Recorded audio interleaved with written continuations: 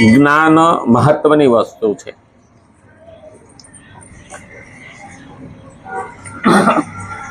માણસમાં પૂંછડા વિનાનો પશુ છે, પણ જ્ઞાનથી એ માણસ કહેવાનો. મમ વર્તમાનું વર્તન તે મનુષ્યા. ભગવાને ભગવદ્ ગીતામાં કીધું, મારા પ્રમાણે તું વર્તન કરી, હું કહું એ પ્રમાણે. તો ભગવાન શું કહે છે એ પ્રમાણે આપણે જ્ઞાન લઈએ અને એ પ્રમાણે જીવીએ એટલે મનુષ્ય. નહીતર તો પૂંછડા વિનાના પશુ તો છે જ. અને એટલે જ કીધું આપણે હનુમાનને વાનર કહીએ છીએ.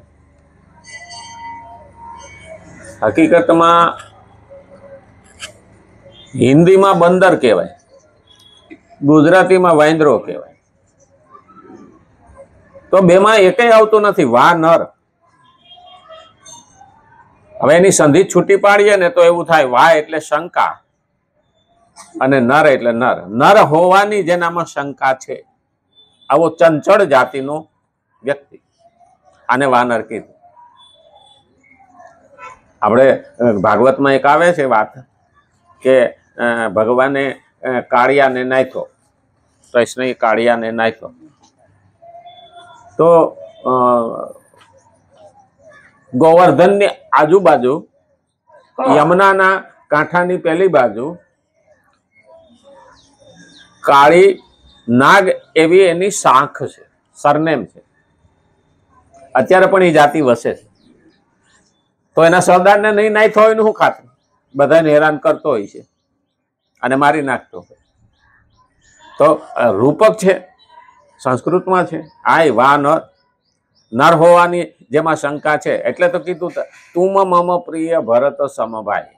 હવે ભગવાન છે, આવડું મોટું બિરુદ આપે તો પણ હાલો આપણે વાનર સમજી લઈએ, પણ વાંદરો ન સમજીએ તો સારું.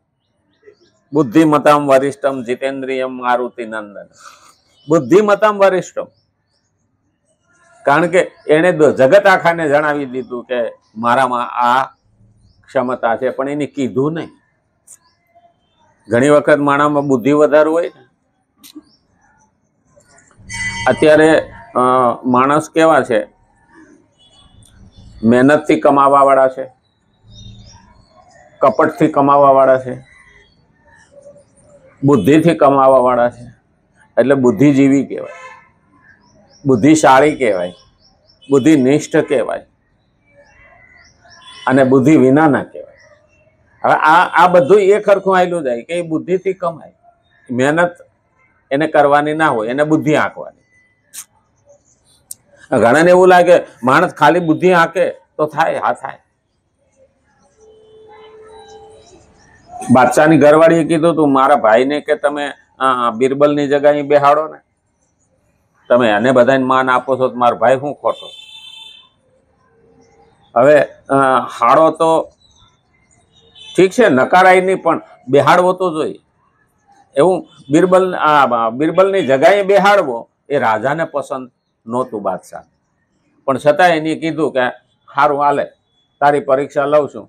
એક કોથળો બિરબલને આપું અને એક કોથળો તને આપું. નગરમાં જા, કોઈ પણ ભીખ માગતો નહીં, મારી ઓળખાણ આપતો નહીં કે હું રાજાનો હાડો છું, અને રૂપિયા લઈ આય. કોથળો હાન થાય ભરાવો જોઈએ. ઓલો વિચાર કરે કે માગવાની ના પાડી તો કોથળો શેનો ભરું? એટલા બધા રૂપિયા કાઢો ક્યાંથી? ખંભે કોથળો નાખીને ઉપડ્યો, એક બાજુ બિરબલ ઉપડ્યો, બે એક એક રોડ પકડ્યા. તો બિરબલ તો એક ભેગી ટેપ લેતો ગયો. ઘડી થઈ તો આ બાજુ દુકાન માપે, ઘડી થઈ તો સામે જઈને દુકાન માપે. ઓલા કે છે હું? તો કે આ કટિંગમાં જવાનું છે, કે આ દુકાનો કાપવાની છે. એટલે કે આ એટલું જાય છે, થોડું ધ્યાન રાખજો નહીં, કે થોડા જોતા હોય તો લઈ લો. કે તો કે સારું, હાથ નહીં અડાડું, આ કોથળામાં નાખી દો. આખા રોડે બે બાજુ માપતો ગયો ને, તો હવે પોણો રોડ થયો ને, ત્યાં કોથળો ભરાઈ ગયો રૂપિયાનો. ખંભે મારીને આવ્યો, લ્યો.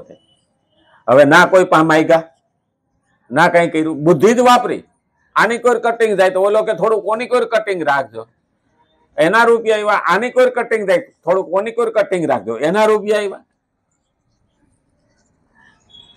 અને હાંજ 5 થયા ને તા બીરબલ આવી ગયો, ઓલો 6 વાગે આવ્યો, દિવસ આથમમાં આવ્યો ત્યારે તે ખાલી કોથળો લઈને આવ્યો. તમે માગવા ના પાડી હતી કે હું લાવું ક્યાંથી? રાણી બેઠી હતી, બાદશાહે સામે જોયું, જો આ તારો આવ્યો ઓટીવાર. હા, આપણે ગામડામાં કે ઓટીવાર. તો કે આ બીરબલ આવ્યો, લાવીને કોથળો થઈ લ્યો. એટલા બધા રૂપિયા તું લાવ્યો ક્યાંથી? કે કોક પાસેથી માગીને લાવ્યો છે. કે રાજાએ ના પાડી. રાજા બે ની વાહે ગુપ્તચર મોકલા હતા. એને તો ખબર જ હતી કે બીરબલ કેવી બુદ્ધિ વાપરે. એટલે બાદશાહે કીધું એની બુદ્ધિથી પૈસા લીધા છે, કોઈ પણ માગ્યા નથી કે. અને હાથે અડાડ્યો નથી, કોથળામાં જ ના ખાઈ કે. અને સામે વાળા એની ઈચ્છાથી દીધા છે. એટલે બુદ્ધિ ક્યાં વાપરવી, કેમ વાપરવી, શા માટે વાપરવી, કોના માટે વાપરવી, આ પણ મહત્વનું. જ્યાં ત્યાં બુદ્ધિ વપરાય નહીં. એટલે શ્રીમદ ભગવદ્ ગીતા 3જો અધ્યાય 21મો શ્લોક આપણે જોઈએ છીએ. ખરેખર આપણે જેવું આચરણ કરીએ ને એવા બીજા આચરણ કરશે. આ નક્કી કરવાનું. આપણે ખરાબ આચરણ કરશું તો બીજા એનું ખરાબ આચરણ કરશે, અને આપણે સારું આચરણ કરશું તો બીજા સારું આચરણ. ઘણાને એવું લાગે કે લોકોને હું ફેર પડવાનો છે. નહીં, લાંબા સમય સુધી એક હરખું વ્યવસ્થિત ઉત્તમ જીવન જીવો ને તો છેલ્લે લોકો દાખલો પણ આપે કે આના જેવું જીવન હોવું જોઈએ. અને એટલે જ કીધું છે કે એનું આચરણ એવું હોય કે લોકોને યાદ કરવા પડે. સંસાર દ્વારા મળેલા શરીર, ધન, પરિવાર, પદ, યોગ્યતા, અધિકાર વગેરે બધા પદાર્થો સદુપયોગ કરવા અર્થાત બીજાઓની સેવા કરવા માટે જ મળ્યા છે. હવે સંસાર દ્વારા મળેલા આ શરીર અહીંથી જ લીધું, ધન અહીંથી જ કમાણા, પરિવાર અહીંયા જ થયો, અને પદ અહીંયા જ મળ્યું, અને યોગ્યતા પણ અહીંયા જ નિર્માણ થઈ. અધિકાર, હવે ખરેખર આપણે જોવા જઈએ ને તો અધિકારની ભાષા આજે માણસ બોલે છે, પણ ફરજની ભાષા બોલતો નથી. મને શું મળે, મને શું મળ્યું, અધિકાર છે મારો, આ મારું છે. મા બાપની મિલકતમાં પણ અધિકાર માગે, પણ મા બાપની સેવા નથી કરવી. ફરજ છે એટલે તો કીધું છે, કર્તવ્ય છે, એ કર્તવ્ય નિભાવતો નથી. અને ભગવાને 18મા અધ્યાયના 44 થી 64મા શ્લોક સુધી કર્તવ્ય એ મારી પૂજા છે આવા શબ્દો કયા. તો ખરેખર અધિકાર માંગતા એટલે તો કૃષ્ણ ખુદ કે છે કે તું તારું કર્તવ્ય નિભાવે એટલે અધિકાર આપમેળે મળી જશે, માગવો પડતો નથી.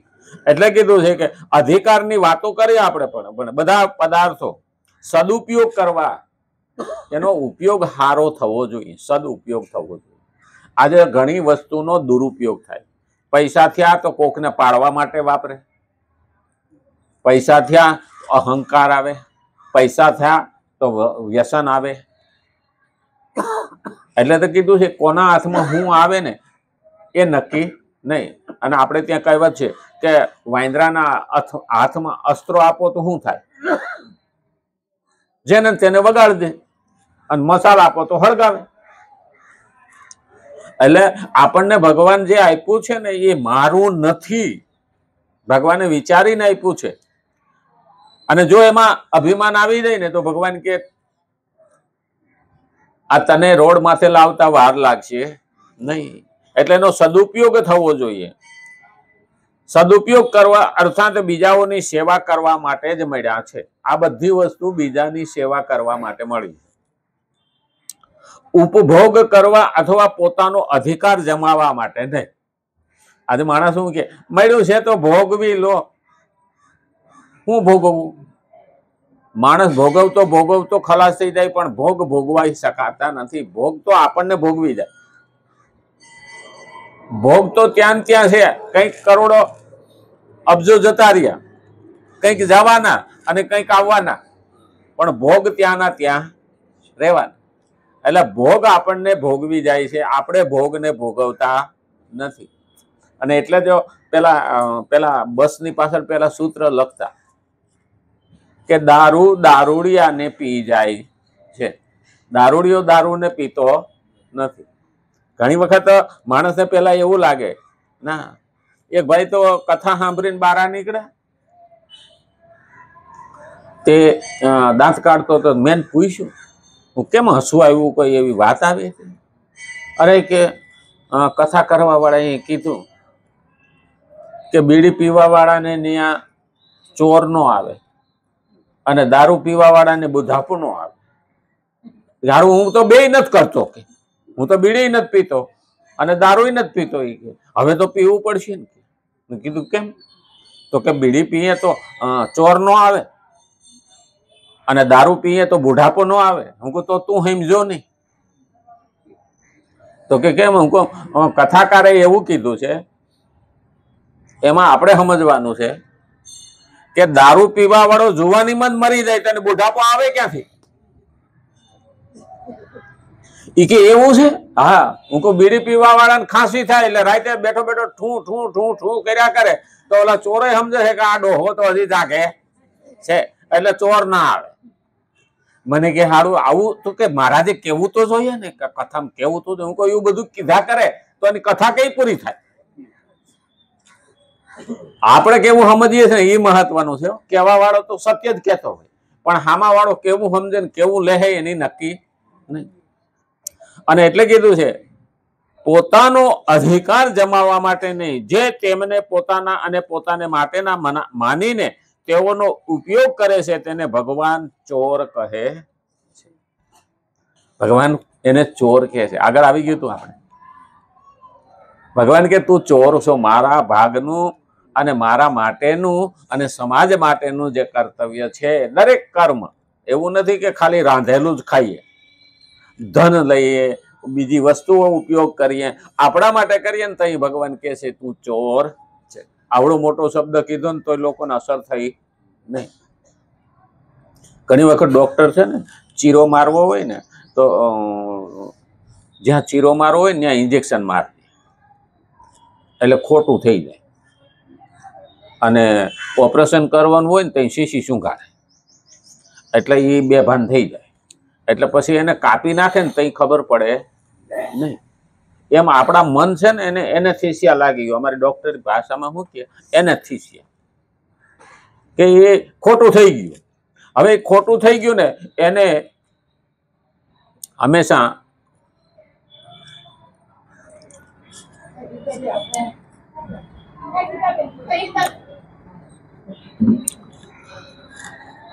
આપણા મનને સંવેદનશીલ બનાવવું પડશે.